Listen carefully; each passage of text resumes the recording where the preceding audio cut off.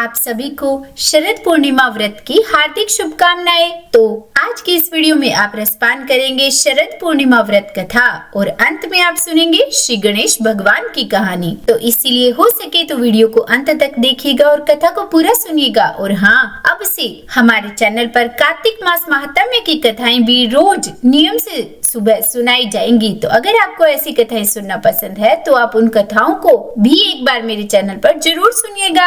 आप देखिए, क्योंकि इस बार अश्विन माह की पूर्णिमा तिथि की शुरुआत होगी 6 अक्टूबर को दोपहर 12:23 पर और वहीं यह तिथि समाप्त होगी अगले दिन 7 अक्टूबर को सुबह 9:16 पर। तो ऐसे में शरद पूर्णिमा का व्रत 6 अक्टूबर सोमवार को किया जाएगा। और अब अगर आपको चंद्रोदय के समय के बारे में बताएं तो इस दिन चंद्रोदय का समय रहेगा शाम 5:47। तो चलिए अब शुरू करते हैं शरद पूर्णिमा व्रत कथा। तो बोलिए विष्णु भगवान की जय। कहते हैं प्राचीन समय में एक साहूकार था और उसकी 2 बेटी थी। दोनों बहनें ही पूर्णिमा का व्रत किया करती थी, पर बड़ी बहन तो पूर्णिमा का पूरा व्रत करती थी। वह पूरे विधि विधान से शाम को चंद्रमा देवता की पूजा करती, उन्हें अर्घ देती और उन्हें भोग लगाकर फिर प्रसाद ग्रहण करके अपना उपवास खोलती थी। पर जो छोटी बहन थी वह अधूरा व्रत करती थी और इसी तरह वे दोनों बहनें धीरे धीरे विवाह के योग्य हो गई और उसके बाद उनका धूमधाम से विवाह भी हो गया।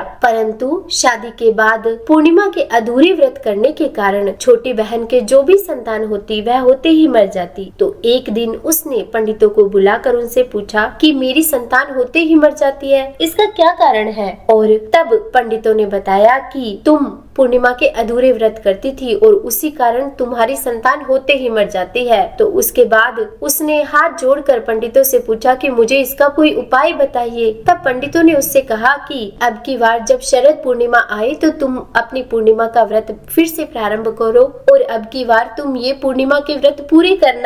और छोटी बहन ने ऐसा ही किया, उसने पूर्णिमा के व्रत पूर्ण करने प्रारंभ कर दिए। पर अब की बार भी जब उसकी संतान हुई तो वह फिर से होते ही मर गई। तो उसने इस बार क्या किया कि अपने मरे हुए लड़के को पीढ़ी पर सुलाकर ऊपर से कपड़ा उठा दिया और फिर अपने बहन को अपने घर बुलाया। और जब उसकी बड़ी बहन उससे मिलने उसके घर आई तो उसने वही पीढ़ी उसे बैठने के लिए दे दी। वह जैसे ही बैठने लगी उसका घाघरा छूते ही लड़का जी गया और रोने लगा। बड़ी बहन बोली कि तू मेरे यह क्या कलंक लगा रही थी, अगर मैं बैठ जाती तो यह तो मर ही जाता। तब छोटी बहन बोली कि ये तो आपके ही भाग्य से जिया है, मेरे अधूरे पूर्णिमा के व्रत करने के कारण तो मेरी संतान अब तक मर ही रही थी। और उसके बाद छोटी बहन ने बड़ी बहन से कहा कि हम दोनों बहनें ही पूर्णिमा का व्रत करती थी, परंतु तुम पूरा व्रत करती थी और मैं अधूरा, और उसी दोष के कारण मेरे बच्चे होते ही मर जाते थे। यह लड़का तो तेरे ही भाग्य से जिया है। और उसके बाद सारे गांव में यह घोषणा करवा दी कि सब कोई पूर्णिमा का व्रत करना और पूरा व्रत करना। हे पूर्णिमा माता, जैसे छोटी बहन का बेटा जिलाया उसका सत रखा वैसे सब का रखना। कहते का सुनते का हुंकारे भरने वाले का सारे परिवार का सत रखना। और क्योंकि इसके बाद विनायक जी यानी कि गणेश भगवान की कहानी सुनी जाती है तो चलिए सुनते हैं भगवान गणेश जी की कहानी। एक बार एक सरोवर में एक मेंढक और मेंढकी रहते थे। मेंढकी जो थी वह रोज भगवान विनायक जी की कहानी कहती थी। तो एक दिन मेंढक बोला कि तू रोज पराये पुरुष का नाम लेती है, अगर अब की बार लेगी तो तेरा सिर फोड़ दूंगा। इस बात से भगवान विनायक जी को बहुत गुस्सा आया और राजा की दासी आई और जब वह सरोवर से पानी भरने लगी तो उस पतीले में पानी के साथ मेंढक और मेंढकी दोनों ही चले गए। राजा की दासी ने जाते ही उस पतीले को चूल्हे पर चढ़ा दिया और नीचे चूल्हे में आग लगा दी, जिससे थोड़ी देर बाद ही उस पतीले का जो पानी था वह उबलने लगा। तो मेंढक कहे कि जल गए और मेंढकी कहे कि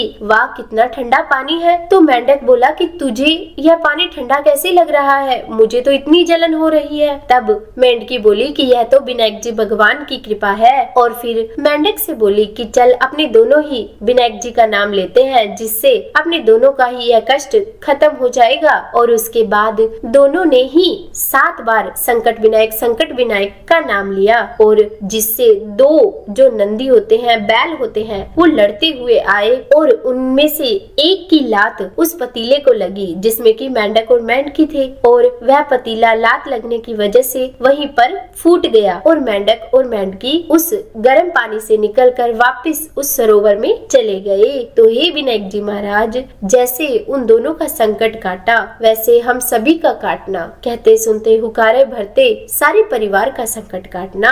तो बोलिए विनायक जी महाराज की जय। तो उम्मीद है ये कहानियाँ आपको पसंद आई होगी। अगर वीडियो अच्छी लगी हो तो लाइक एंड शेयर कीजिए, और अगर आप मेरे चैनल पर नए हैं तो सब्सक्राइब भी कर दीजिएगा, और हाँ, बेल आइकन प्रेस करना बिल्कुल भी मत भूलिएगा।